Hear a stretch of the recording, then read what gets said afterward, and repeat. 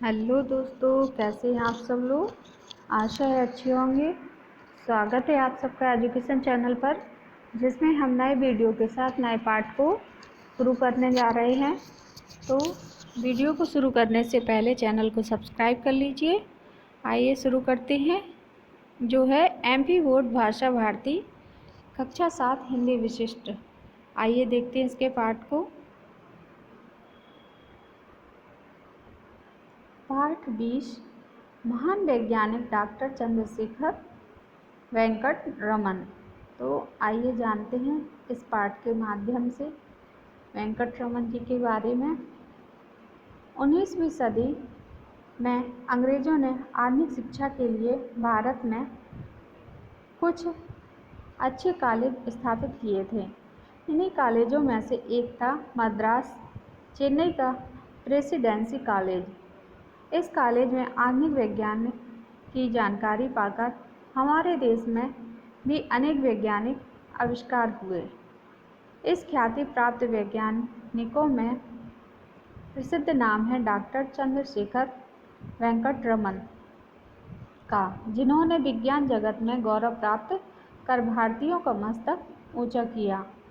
चंद्रशेखर वेंकट रमन का जन्म दक्षिण भारत के तिरुचिरापल्ली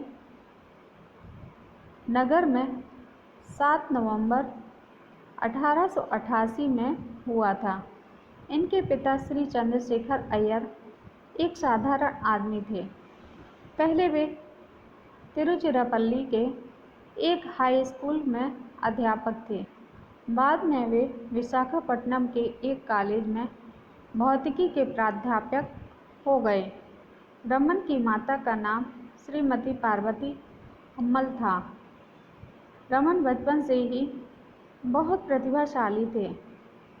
उन्होंने 12 वर्ष की कम उम्र में ही ग्वालियर से हाई स्कूल की परीक्षा प्रथम श्रेणी में उत्तीर्ण की थी। इसके बाद वे मद्रास के प्रेसिडेंसी कॉलेज में प्रविष्ट हुए और अपनी विशेष प्रतिभा के कारण सभी के स्नेह के पात्र बन गए। सन 1904 में उन्होंने स्नातक परीक्षा उत्तीर्ण की और सन 1907 में मात्र 19 वर्ष की उम्र में स्नातकोत्तर परीक्षा प्रथम श्रेणी में प्रथम स्थान पाकर उत्तीर्ण की। उन्हें विज्ञान विषय से प्रेम था, अतः उन्होंने अपने प्रिय विषय भौतिकी विज्ञान को चुना। रमन की असाधारण योग्यता से प्रभावित होकर सरकार ने उन्हें छात्रवृत्ति देकर विलायत भेजने की स्वीकृति प्रदान की, लेकिन अस्वस्थता के कारण वे विदेश न जा सके। उच्च शिक्षा समाप्त करने के लिए उपरांत वे लेखा विभाग की प्रतियोगी परीक्षा में बैठे। परीक्षा में सफलता हेतु उन्होंने विज्ञान का विद्यार्थी होते हुए भी इतिहास, राजनीति शास्त्र, संस्कृत आदि नए विषयों का अध्ययन किया और इस परीक्षा में भी उन्होंने प्रथम स्थान प्राप्त किया। उनकी नियुक्ति भारत सरकार के सहायक महालेखापाल के पद पर कलकत्ता में हो गई। इसी समय उनका विवाह श्री कृष्ण स्वामी अय्यर की सुपुत्री त्रिलोकी सुंदरी के साथ हो गया। अर्थ विभाग में काम करते हुए भी रमन का ध्यान विज्ञान की ओर लगा रहता। एक दिन वे ट्राम में बैठकर डलहौजी स्क्वायर से अपने घर सियालदह जा रहे थे कि अचानक उनकी दृष्टि एक साइनबोर्ड पर पड़ी, जिस पर लिखा था भारतीय वैज्ञानिक अनुसंधान परिषद। वे झट ट्राम से उतर गए और परिषद भवन जाकर परिषद के सचिव से भेंट कर उनसे दूसरे दिन मिलने का समय तय किया। सचिव से भेंट कर उन्हें अपने प्रकाशित लेख दिखाए, जिससे वे प्रभावित हुए। उन्होंने रमन को अनुसंधान कार्य के लिए समुचित सुविधाएं देने का आश्वासन दिया और इन्हें परिषद का सदस्य बना लिया। इस प्रयोगशाला में रमन ने कई महत्वपूर्ण आविष्कार किए, जिससे उनकी ख्याति देश विदेश में फैलने लगी। रमन जैसे प्रतिभाशाली वैज्ञानिक को पाकर परिषद गौरव का अनुभव करने लगा। रमन भी अब खुश थे। श्री रमन 3 वर्ष कलकत्ता में रह पाए थे कि उन्हें रंगून स्थानांतरित कर दिया गया। वहाँ पर भी वे अपनी विज्ञान साधना में जुटे रहे। मार्च 1910 में पिताजी की मृत्यु हो जाने के कारण उन्होंने 6 महीने की छुट्टी ले ली और मद्रास चले आए। वहाँ अपने घर पर ही प्रयोगशाला बनाकर वे कंपन और ध्वनि संचार के बारे में अनुसंधान करते रहे। सन 1911 में रमन को अकाउंटेंट जनरल के पद पर नियुक्त करके पुनः कलकत्ता भेज दिया गया। अब वे परिषद की प्रयोगशाला में प्रयोग करते हुए खोज कार्य में जुटे रहे। आपने वीणा, मृदंग, पियानो आदि वाद्य यंत्रों की ध्वनि एवं संगीत के विशेष प्रकार से खोज की और इनके संबंध में कई उच्च कोटि की पुस्तकें भी लिखी। वाद्य यंत्रों की इस खोज से विज्ञान जगत में तहलका मच गया। सन 1914 में कलकत्ता विश्वविद्यालय के अंतर्गत साइंस कॉलेज खोला गया, जिसमें भौतिक विज्ञान के एक प्रोफेसर की आवश्यकता थी। विश्वविद्यालय के कुलपति सर आशुतोष मुखर्जी को रमन का ध्यान आया। लोगों को विश्वास नहीं था कि रमन उस पद को स्वीकार करेंगे, क्योंकि वे सरकारी नौकरी में ऊंचे पद पर काफ़ी अच्छा वेतन पा रहे थे। लेकिन रमन ने सरकारी नौकरी छोड़ दी और साइंस कॉलेज के प्रोफेसर हो गए।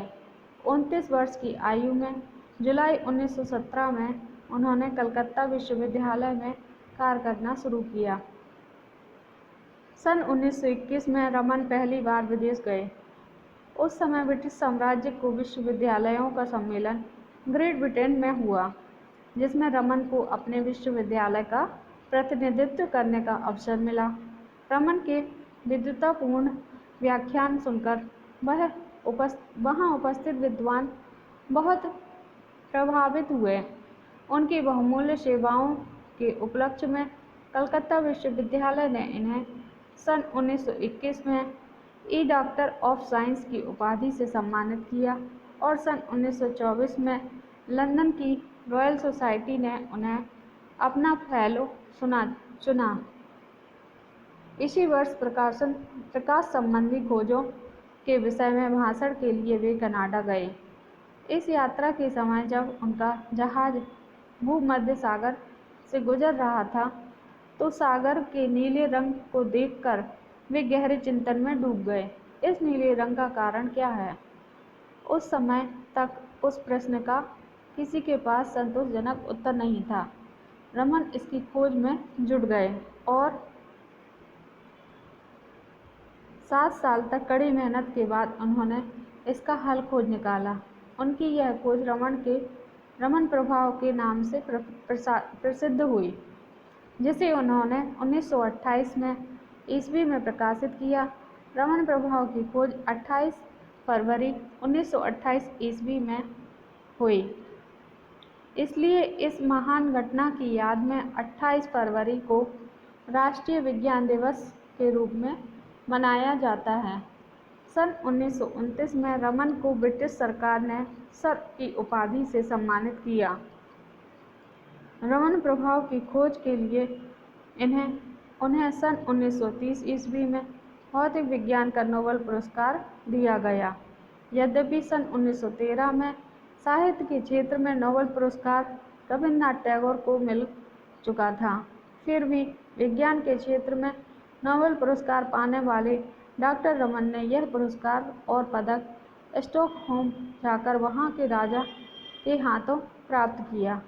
इसके बाद देश तथा विदेश को प्रायः हर विख्यात विश्वविद्यालय ने इन्हें डॉक्टर ऑफ साइंस की मानद उपाधि से विभूषित किया।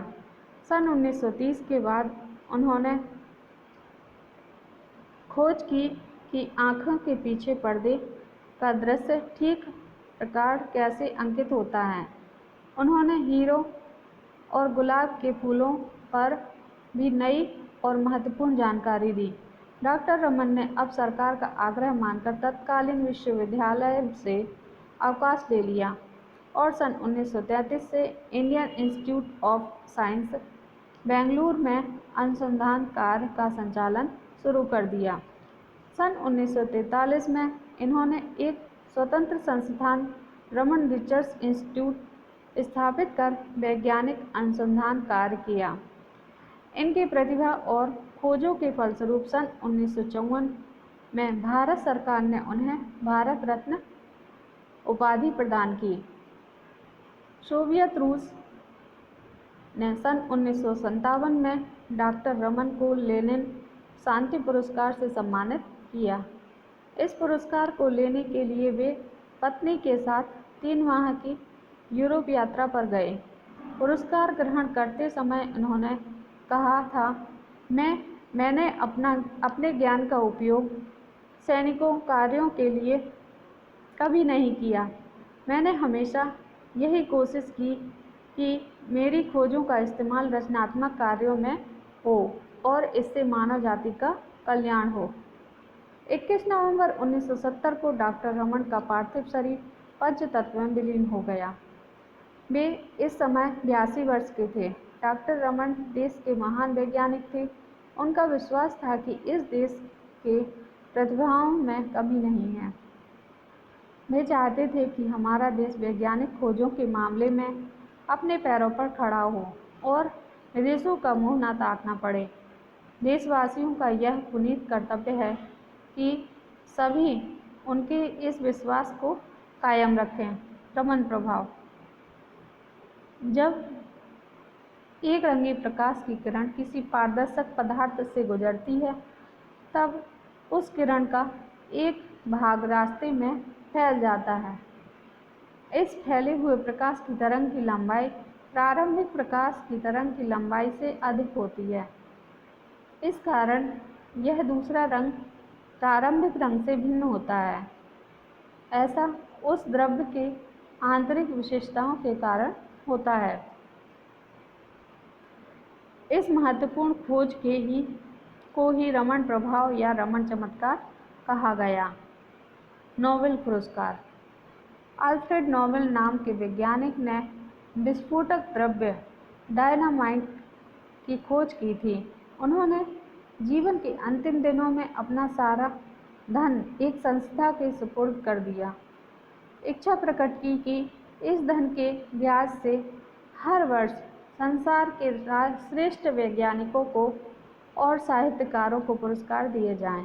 तभी से हर वर्ष यह पुरस्कार रसायन, भौतिक विद्ता, जीव वैज्ञानिक और साहित्यकारों को दिया जाता है। शांति स्थापित करने वाले व्यक्ति को भी नोबेल पुरस्कार दिया जाता है। पिछले 9 दशकों से नोबेल पुरस्कार प्राप्त करना सम्मान और गौरव की बात मानी जाती है। भारत से संबंध रखने वाले निम्नलिखित व्यक्तियों को नोबेल पुरस्कार प्राप्त हुआ है, जैसे रविन्द्रनाथ टैगोर वर्ष 1913 साहित्य के क्षेत्र में, डॉक्टर चंद्रशेखर वेंकटरमन 1930 भौतिकी के क्षेत्र में, डॉक्टर हरगोविंद सिंह खुराना 1968 जैव रसायन आनुवंशिकी के क्षेत्र में, डॉक्टर सुब्रमण्यम चंद्रशेखर वर्ष 1983 भौतिकी विज्ञान के क्षेत्र में, मदर टेरेसा वर्ष 1996 शांति के क्षेत्र में, प्रोफेसर अमर्त्य सेन वर्ष 1998 अर्थशास्त्र के क्षेत्र में, श्री कैलाश सत्यार्थी 2014 बाल संरक्षण के क्षेत्र में। तो डॉक्टर हरगोविंद खुराना और डॉक्टर सुब्रमण्यम चंद्रशेखर भारतीय मूल के विदेशी नागरिक थे और मदर टेरेसा विदेशी मूल की भारतीय नागरिक थी। ये जानकारी आपको नहीं हो तो इस पाठ के माध्यम से आप ले लीजिए। अब इसके अभ्यास कार्य को करना है। वीडियो बड़ी ना हो जाए इसलिए हम इसको ज़्यादा एक्सप्लेन नहीं करते हैं। पहला प्रश्न है, चंद्रशेखर वेंकट रमन का जन्म कब और कहाँ हुआ था? उत्तर है चंद्रशेखर वेंकट रमन का जन्म 7 नवंबर सन 1888 ईस्वी में दक्षिण भारत में तिरुचिरापल्ली नगर में हुआ था। अगला प्रश्न है, डॉक्टर रमन की विज्ञान के क्षेत्र में ख्याति फैलने की सबसे पहली घटना का उल्लेख कीजिए। उत्तर है उच्च शिक्षा समाप्त करने के उपरांत रमन ने लेखा विभाग की प्रतियोगिता परीक्षा दी। परीक्षा में सफलता हेतु उन्होंने विज्ञान का विद्यार्थी होते हुए भी इतिहास, राजनीति शास्त्र, संस्कृत आदि नए विषयों का अध्ययन किया। इस परीक्षा में भी उन्होंने प्रथम स्थान प्राप्त किया। उनकी नियुक्ति भारत सरकार के सहायक महालेखापाल के पद पर कलकत्ता में हो गई। अगला प्रश्न है, लेनिन शांति पुरस्कार प्राप्त करते समय डॉक्टर रमन ने क्या कहा था? उत्तर है लेनिन शांति पुरस्कार प्राप्त करते समय डॉक्टर रमन ने कहा था, मैंने अपने ज्ञान का उपयोग सैनिक कार्यों के लिए कभी नहीं किया। मैंने हमेशा यही कोशिश की कि मेरी खोजों का इस्तेमाल रचनात्मक कार्यों में हो और इससे मानव जाति का कल्याण हो। अगला प्रश्न है, राष्ट्रीय विज्ञान दिवस कब और क्यों मनाया जाता है? उत्तर है रमन प्रभाव की खोज 28 फरवरी सन 1928 में हुई थी, इसलिए इस महान घटना की याद में 28 फरवरी को राष्ट्रीय विज्ञान दिवस के रूप में मनाया जाता है। अगला प्रश्न है, डॉक्टर रमन की क्या अभिलाषा थी? उत्तर है डॉक्टर रमन की अभिलाषा थी कि हमारा देश वैज्ञानिक खोजों के मामले में अपने पैरों पर खड़ा हो जाए और हमें विदेशों का मुँह न ताकना पड़े। सही विकल्प चुनिए। डॉक्टर रमन को भौतिक विज्ञान का नोबेल पुरस्कार दिया गया सन 1930 में। सन 1954 में भारत सरकार ने डॉक्टर रमन की उपाधि देकर सम्मानित किया तो भारत रत्न। डॉक्टर रमन प्रकाश संबंधी खोज के विषय में गए थे कनाडा।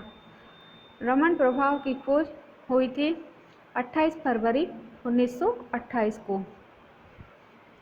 डॉक्टर रमन का पार्थिव शरीर पंचतत्व में विलीन हो गया 21 नवंबर 1970 को। सही शब्द पर सही चिन्ह लगाइए। तो शिक्षा पहले नंबर पर, आविष्कार तीसरे नंबर पर, अनुसंधान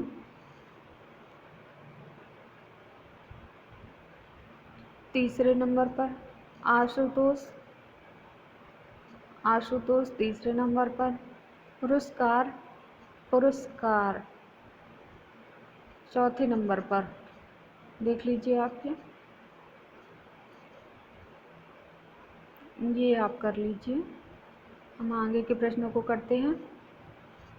नीचे लिखी तालिका में कुछ शब्द दिए गए हैं। तालिका के अनुसार उनके सामने उपयुक्त खाने में उन्हें लिखिए। तो लड़का, असाधारण, लकड़हारा, जो प्रत्यय से बने हैं, जो उपसर्ग से बने हैं। देख लीजिए आप। सफलता, अनुकृति, वैज्ञानिक, अभिमान, मिठाई वाला, भारतीय। ये शब्द बना के वाक्य बनाने हैं। रमन पहली बार विदेश गए। रमन प्रतिभाशाली थे। रमन नोबेल पुरस्कार विजेता थे। रमन खोज में जुट गए। रमन भारत रत्न थे। गद्यांशों की व्याख्या कीजिए। तो गद्यांश पढ़ लीजिए। संदर्भ इसका। प्रस्तुत गद्यांश महान वैज्ञानिक डॉक्टर चंद्रशेखर वेंकट रमन नामक पाठ से अवतरित है। यह एक निबंध विधा है। प्रसंग है। इन पंक्तियों में स्पष्ट किया गया है कि वेंकट रमन देश के एक महान वैज्ञानिक थे। साथ ही बताया है कि हमारे देश में विज्ञान संबंधी खोज करने के लिए प्रतिभावान लोगों को प्रोत्साहित किया जाता है। व्याख्या है। डॉक्टर चंद्रशेखर वेंकट रमन उच्च कोटि के विज्ञानवेत्ता थे। वे इस बात को मानते थे कि हमारे देश भारतवर्ष में प्रतिभावान लोगों की कमी नहीं है। उनकी इच्छा थी कि हमारा देश ज्ञान के क्षेत्र में खोज करे और इन खोजों के आधार पर आत्मनिर्भर हो जाए। विज्ञान के क्षेत्र में विशेष खोजों के लिए दूसरे देशों में की जाने वाली खोजों के लिए इंतज़ार न करना पड़े। अब यह बात हमारे देशवासियों के लिए एक पवित्र कर्तव्य एवं दायित्व की बनती है कि हम उनके विश्वास को स्थायी रूप में मान्यता दें। आगे शब्दार्थ हैं, ये आप देख लीजिए। तो इस पाठ के माध्यम से हमने एक प्रसिद्ध वैज्ञानिक डॉक्टर चंद्रशेखर वेंकट रमन के बारे में, उनके व्यक्तित्व के बारे में संपूर्ण जानकारी प्राप्त की। आगे की वीडियो में ऐसे ही नए पाठों को लेकर आएंगे, तो वीडियो को देखने के लिए चैनल को सब्सक्राइब कर लीजिए। धन्यवाद।